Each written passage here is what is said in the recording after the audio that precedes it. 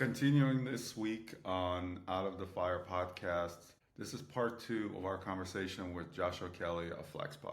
Okay, so moving on, what are you excited about? What do you get up every day thinking about, oh, wow, I'm going to solve this problem? And what are you really excited about now? You mentioned AI, and I've seen your work. You published some really cool stuff about evaluating LLMs. There's a bunch of different things on the more narrow version of that question. I think pair-to-pair exchange is going to be a big thing, and it will be a big thing because it's not just another compliance interoperability effort. So finally, for the payer can really get value back.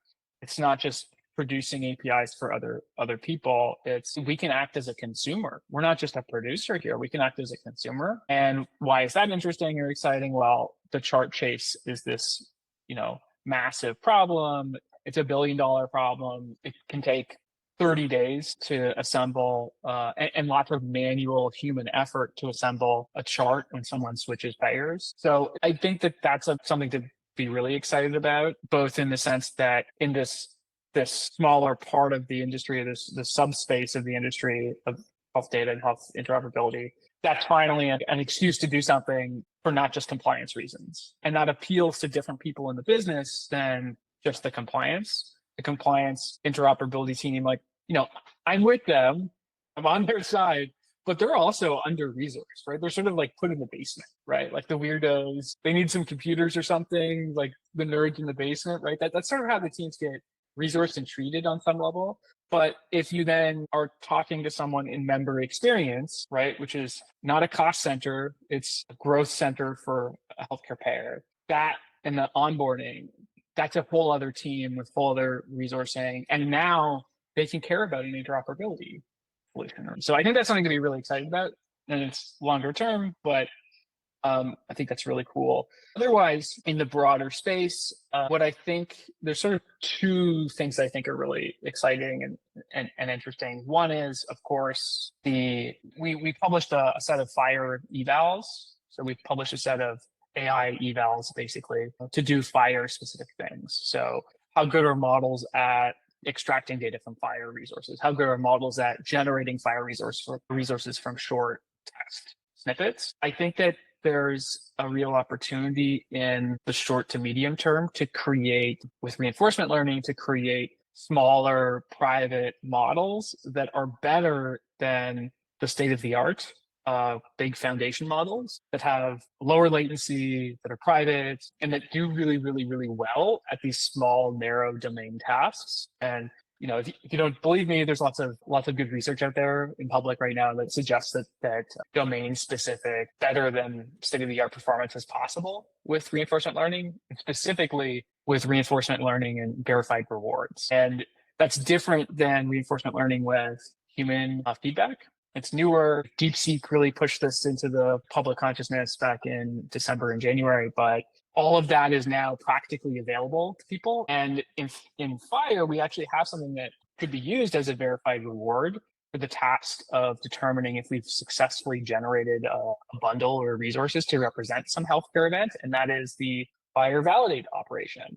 So I think that's really exciting because all of the pieces seem to be there for someone just to pick them up and put it together. And then the third, I think, is computer use. I think computer use seems like it's just about here, but it's not really. So people have speculated how computer use could be helpful in helping a healthcare org automate some of the administration tasks in particular. Again, there's sort of barbarians at the gates there, but computer use is still not yet good enough, I think, to be at a point where that's really happening in the wild, but it's going to. And I think that's something to be really excited about too. I think the dreaded notepad example that you still see in every doctor's office when you come in, having you sign in. I mean, that's crazy that it hasn't been automated.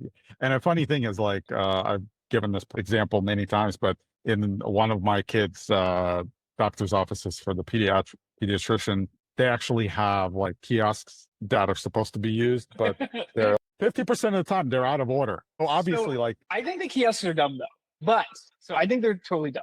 Whenever like it's like the self checkout stuff. Like it can be really frustrating and annoying. And I think the kiosks are totally dumb. But I also think that the most underrated and underappreciated piece of healthcare tech is the smart health card and smart health links. And I think those could be really transformational and are also something to be really excited about. And it feels like the single most underappreciated, underutilized thing. And I don't know why. I think maybe half of that is just not stigma, but association of them to this like time in people's lives that really sucked, like to COVID era stuff, right? So because they have a genesis there with the vaccine cards and all this stuff, but they are so cool. And the ability to transport a resource in this permissioned or permissionless way, I think is really, really, really powerful. The example I like to use with people to sort of communicate that we don't use them enough is the lab result. So you can imagine going for a lab test and then literally getting your printed piece of paper. It's your receipt, and in the top corner, Smart Health link, QR code. And if you scan it right now, it doesn't go anywhere. Lab results aren't ready yet. Nothing's there. But if you scan it in the future or bring it to your doctor's office for your next visit, you don't have to worry that your doctor is not going to have the results. Because if for some reason they didn't get the copy from the lab or there was some mix up, you've got your piece of paper and you can give them that piece of paper. They can scan that Smart Health link. Maybe they ask you for the PIN. They might need your PIN. But that's the only thing that, that's all the tech involved. And I just think that's such a cool workflow that is universally accessible that I can imagine the eldest people in my family using as much as I can the youngest. And I just think that there's something there. And the kiosk almost seems like this weird in-between period where we thought that like that was going to be the medium of exchange. Yeah. And I think that's like a great example. Yeah, and it's like you can go to a gas station, you use your credit card to get gas, which seems like that's a super, super like old-fashioned industry, right? Like, and that's a super old-fashioned, but somehow they've integrated smart cards on a gas station. And you would think like your doctor's office would have a much higher value from that, right? And like you could say, they're able to take the payments now, right? So every doctor's office has a credit card reader, but they don't have a health card reader, right? They don't have functionality enabled. And do you think that's part of the solution is to kind of look at the maybe financial industry and the fact that everybody has now an e-wallet, right? With your credit cards there in electronic form, and you can kind of transport your information. It can go on talking about the whole Plaid analogy. Basically, is that a good like blueprint for healthcare to follow? Is Plaid now works, have pretty much a third of the country that's using Plaid in some form or another.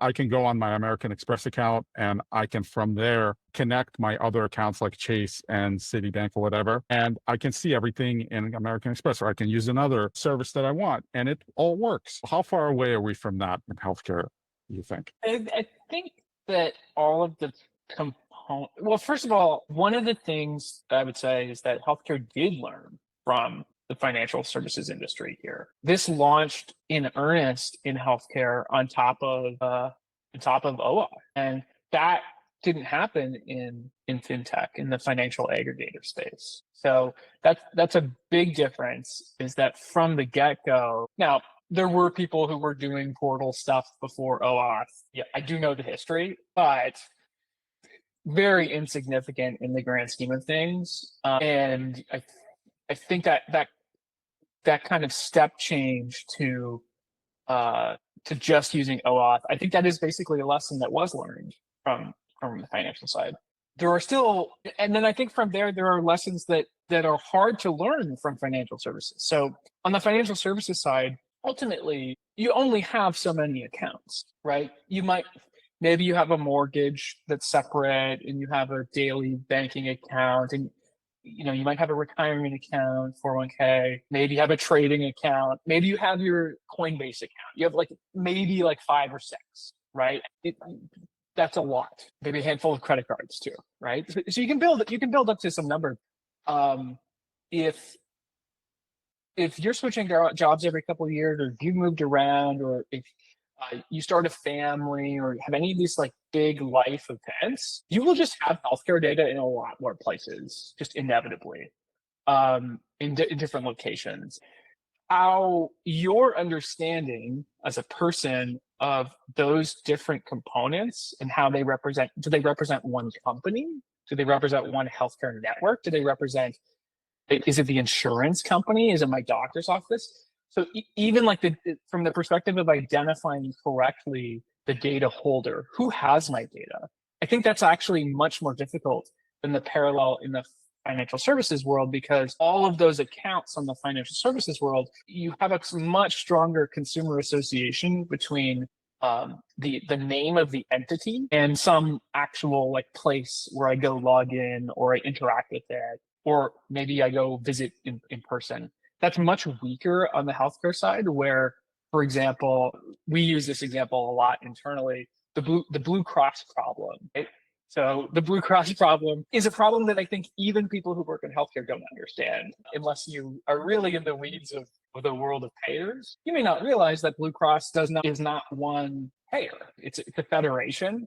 And there are some states in particular, like I believe New York, where there are it's sliced into 3 separate regions, with Primera, Highmark, and I believe Evals has the third there. That's a mess of consumer associations and branding, right? So wait, I have Blue Cross, right? Well, what does that mean? Where is the data there? So I think that lastly, the more we can do to bring that data, I think there's been a big mistake historically in people's perspectives here in trying to create things like personal health record apps or personal health wallets, right? There's an audience for that stuff, but the audience for that stuff and the audience of healthcare interoperability developers is basically like, it's the same picture. It's the same group of people. And for sure, a handful of others, but it's niche. At the same time, though, I think we have to figure out a way to get the data into the hands of individual people, not because they're going to go look through it all or even understand it or care about it, but just because they are a natural transporter. They are a natural transport layer. And so the more that devices themselves, the more we can embed these things or put smart health links onto printed pieces of paper, the more that we can give people options, not to access it themselves for their own purposes, although that's great, but to give them the means to sort of solve the problem themselves almost. Like the problem of my doctor's office not having my lab results yet is a really, really common basic, like people get that and people take their own measures to solve that. They print out stuff, they bring folders, right? That's such a common experience. And I think there's an element there that we should try to solve. And it's probably some combination of different approaches, of the super low tech QR codes printed on paper, all the way to the digital identities that maybe people want to adopt or opt out of. Right. And I think there's just a lot more to be done. I really like that idea you have of just like, sometimes you have to meet people where they're at. And sometimes it's like adding a digital solution on top of an existing paper process, like QR code or a link that people can scan, or when they go in, they point their phone and bring up the sign-in page. Those are the type of solutions that are going to make a difference, I feel like. I really believe that we could have a large behemoth HIE approach could be outcompeted by a human sneaker net, like a patient sneaker net, where if patients if it was just easy enough for people to transport really, really rich data, not because they care about that, they don't care about that. They care about their doctor having the lab results. They care about their doctor being able to see their health history, not the other stuff. They care about taking all that information and asking ChatGPT, frankly, right? Right. Say what you will about it, right? About that from like a clinical perspective or whatever, but just from a real person. But people are going to do that anyway. You got people that use it anyway. Like my example, I took my lab results from my kid's appointment and I put them into ChatGPT. there was no integration in Epic that allows you to click a button to do that. I just copy and pasted it and put it in. Yep. And guess what? 99% of the people, that's what they're going to do. And guess what? I did get value out of that because I learned a whole bunch of stuff I didn't even know that my doctor didn't have time to explain to me. Or honestly, in the comments, they just said, oh, everything's fine. You're good. And then I actually got a whole explanation in a very easy to understand way from ChatGPT, you know? So like we got to figure out a way so that we can connect data to all these different use cases, right? And I think finally, I think there is a interesting conversation there. Yeah, and Brendan really influenced me on the PHR. PHRs are like no one cares. I believe it. But he did convince me of that like the app for its own sake is a really, really niche thing. But that's, I just think that there's, and it's a tar pit idea. So classic like startup terminology. A tar pit idea is something that lots of other people have tried. People just, they get stuck in it.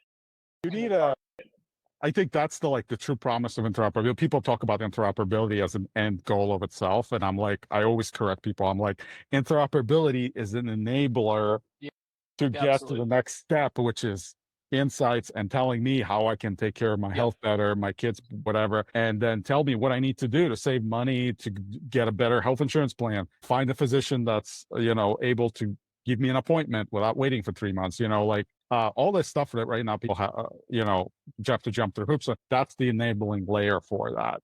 But it goes both ways. It's not just, a patient. Its provider has to be in the loop. The system has to be in the loop. The payer has to be in the loop. So it's like this whole system. We're going to have, I think, a podcast episode where you, Brendan, and I know Fast and Health is another Jason. player in it. Jason can chat about where we're at on that time frame of enabling that true interoperability, and like the Plaid in healthcare example, like you listed out some things that made, I think, from at least the CEO of Plaid mentioned was the success factors and how they were able to overcome.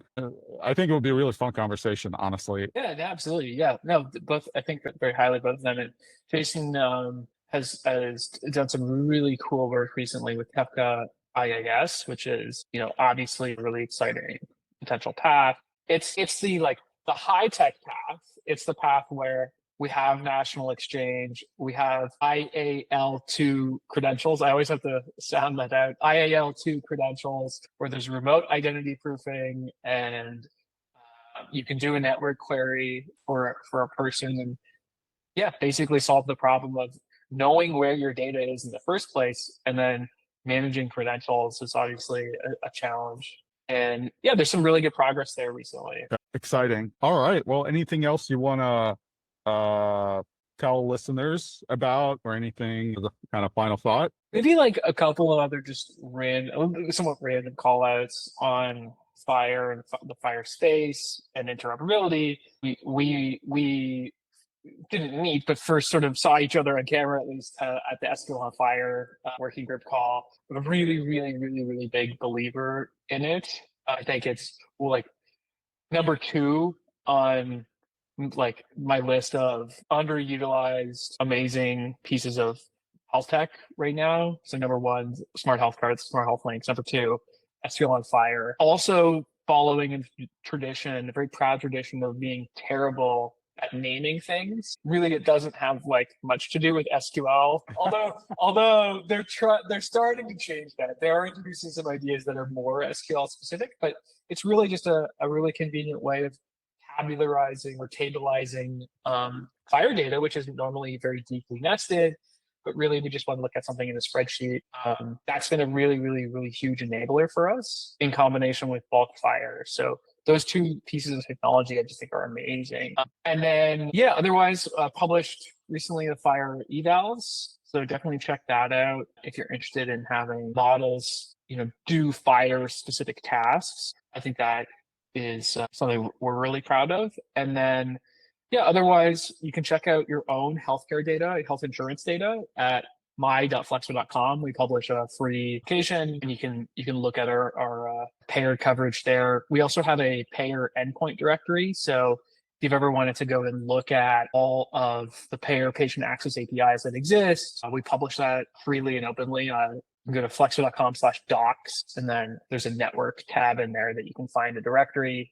So we put a lot of information out there in public in a way that historically people have sort of tried to keep private, and we'll continue to do that. But those are just a few things I'm kind of excited about, and I would point out if people want to check out more about what we're up to. Yeah, and kudos to you for doing that. I know I've personally used those resources that you guys put out there. It's on my definitely favorites list, like within my top probably 5-10 links about what's going on in FHIR. See what Flexpa, published lately. And I think a lot of the developers in the space are really thankful to you, Josh, for doing that. I think having talked with like Darren and Graham and other folks in the FHIR community, there's really like not enough sharing of the implementation experience, and a lot of these type of resources are super, super helpful, because really like every company doesn't have to reinvent the wheel, right? Like you guys figured something out, publish it, just share what you have. It doesn't have to be secret sauce, but like just make it easier for others to do, like what Josh and team did here. All right, well, thanks for joining. This has been a really awesome conversation, really fun. Yeah, thanks for having me on. All right. Thanks a lot. And if you like this podcast, please go ahead and subscribe and like.